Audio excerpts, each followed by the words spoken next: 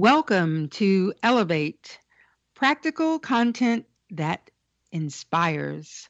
I'm Valda Ford, And I'm Rochelle Rice.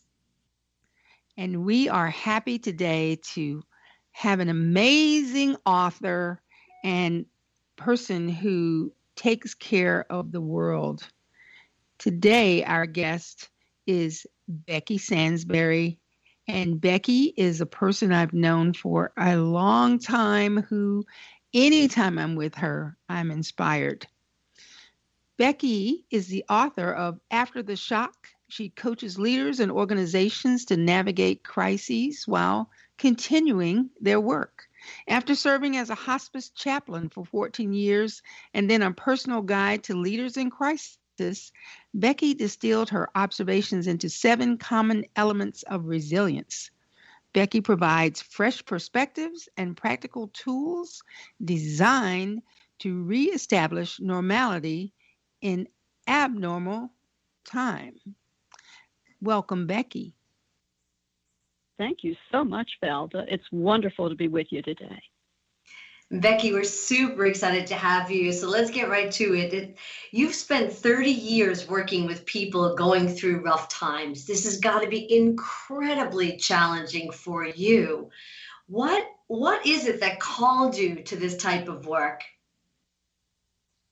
You know, Rochelle, there is nothing like going through something yourself and struggling and looking for answers to propel you to make a career out of that. Mm-hmm. When I was, we won't say what age, but I was in the age to become a mother. I had a terrible misfortune in that 3 years in a row, each year, I experienced a miscarriage.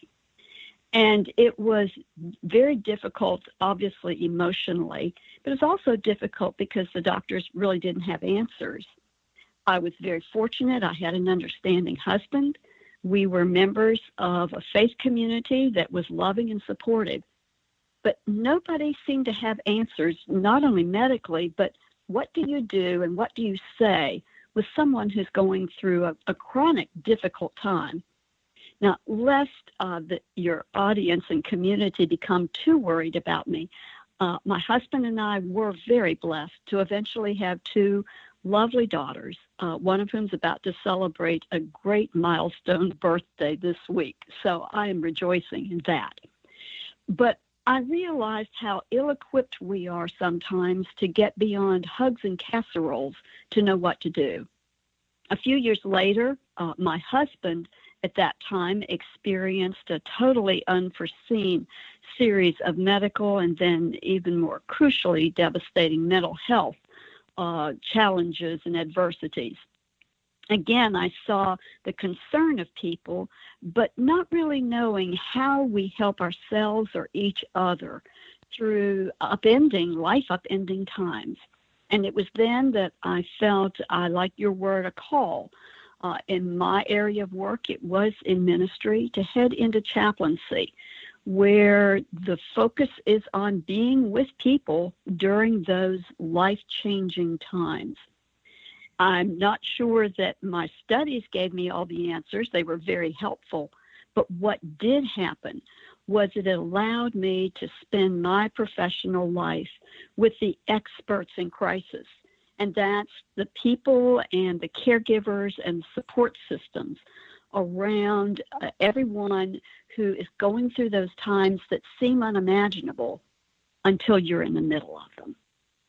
Look, Becky, now I know that you have told us that you've been through some things that I know most people hope they won't go through, and that was the impetus for you doing this work. But is it depressing at all? Is it something that I know that many times psychologists and psychiatrists have to really have people who allow them to unleash and de-stress? How does that work for you? That is so well, that's so well said, Valda, and it is absolutely true. I think if it's our professional focus, it is absolutely vital that we have those release valves in our life, that we have those safe people and safe places, whether we need them for expertise and insight beyond our own, or if we simply need those places where we can just vent and say whatever is on our mind or on our heart without feeling like we have to edit or be the professional at that moment. One of the things that did help to lift my spirits and has continued to over these 30 years is what I have learned from people going through crisis and the ways that they have taught me about that word that we toss around a lot, resilience, without really knowing exactly what it is. But what I can tell you, it is not. It is not just bouncing back. Now, I know that there are experts who feel that's the right way to put it. I just don't happen to be one of them. I see it more as that capacity for being in the midst of things and moving through. And the folks who taught me the most about that and have given me hope and courage in life have been people going through it. Wow, Becky, I'm just fascinated with the work that you do. And our listeners here are from all over the world and experience different types of crises. Are there common reactions? You mentioned the resilience. Are there common reactions to the way we respond to a crisis and with resilience? Absolutely, Rochelle. One of the things that was a real privilege for me is that the city in which I live gradually moved from being sort of a rural city to much more of a cosmopolitan area because of universities and research organizations that are in this area. So I've had the distinct privilege of being with people from a wide variety of countries, cultures, philosophies, beliefs, and backgrounds who have shown me not only the interesting particularities of their approach to life, but even more the tremendous commonality that we have as human beings.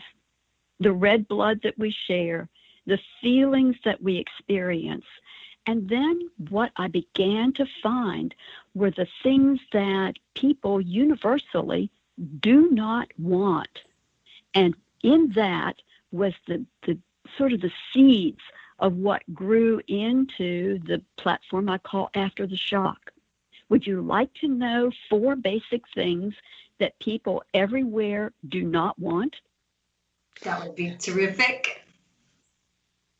Absolutely. Go ahead. The first I learned was I do not want to hurt. And hurt can mean physically, it can mean emotionally, it can mean financially, it can mean all sorts of things. But I don't want to hurt. The second was I don't want to be alone, but I don't want to be a burden to others. Actually, that's the third, but who cares about the order? The second was I don't want to be afraid. The third was I don't want to be alone, but I don't want to be a burden. And then the final one was I don't want to feel like this difficulty or this part of my life is pointless.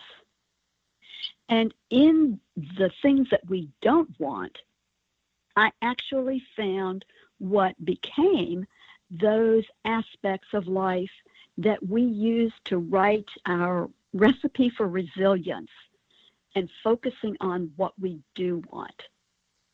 I call them the 4 C's of stability. Well, stability is definitely something that hasn't seemed to be a part of life these days.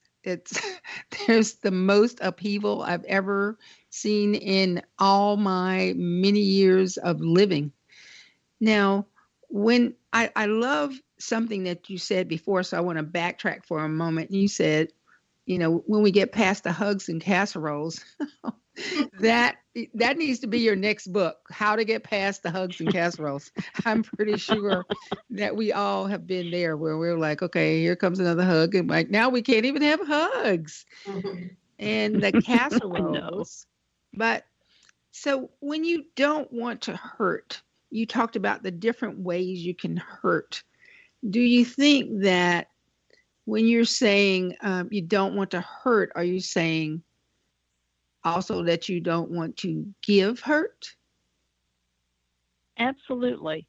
You know, one of the things that often happens when someone is going through a rough time is that the folks who are around them, or perhaps just slightly separated from them, maybe they're not the closest inner circle of support, but we might say the second ring of support, commit what I call the greatest sin. And it's the sin of absence. The sin of absence actually comes about out of very good intentions. How often have you either heard or, forgive me, said, well, I don't want to say the wrong thing, so I just won't say anything. I don't want to do the wrong thing, so maybe I just better stay away or not send a note or not do something because it would hurt them more if I said or did the wrong thing. I hear that knowing laugh. What people have said over and over and over again is that the greatest hurt is feeling isolated, feeling that they must have such an appalling situation that, like we used to treat the lepers, that no one would dare be around them or get close because, well, they must be horrendously frightening. None of us want to feel, regardless of our circumstances, that we are unapproachable. Now, admittedly, there are things that we can say or do that might be more or less effective, but we can learn those things. And yes, that's part of what my work is all about. As we continue to explore the ways that we can support ourselves and others most effectively, most kindly, and hopefully, like the physicians say, do no harm. And there are ways to do that. Becky, it's interesting. Our show, this Elevate, is practical content that inspires. And what you said that was so interesting to me is our greatest hurt is feeling isolated. I think oftentimes women in business do feel very isolated. How could she adapt some of your work to that of the role of the entrepreneur, the woman who has started or is living in her own business? Rochelle, what I'd like to do, it will speak to both the personal aspects of things and exactly what you talked about, these women who are entrepreneurial, because a big part of being entrepreneurial is having your own self put together enough to get out there and be entrepreneurial. So if I may, I'd like for us to take a look at those 4 C's of stability, because they carry through, just like the blood carries through to all the organs in the body, these carry through to all the working and living aspects of our life, whether we are in our personal or family relationships or our business ones as well. Well, please go ahead and do that. Wow, that's all right. That's really, really good, and I want to hear it all. Thank you. Okay. The first C is comfort. So if you're thinking about resilience like a recipe, and you may have a basic recipe for a stew, the glorious thing about that is, you may know what the key ingredients are. It might be some sort of a meat, and it might include some vegetables. It might have some liquid in it and some seasonings. But the way you put it together is distinctly your own. And you may even keep on working and reworking that recipe. Well, that's what I'm going to share here. So the first ingredient in the resilience recipe is paying attention to comfort. Yes, it speaks to that I don't want to hurt aspect. We give comfort sometimes very short attention, because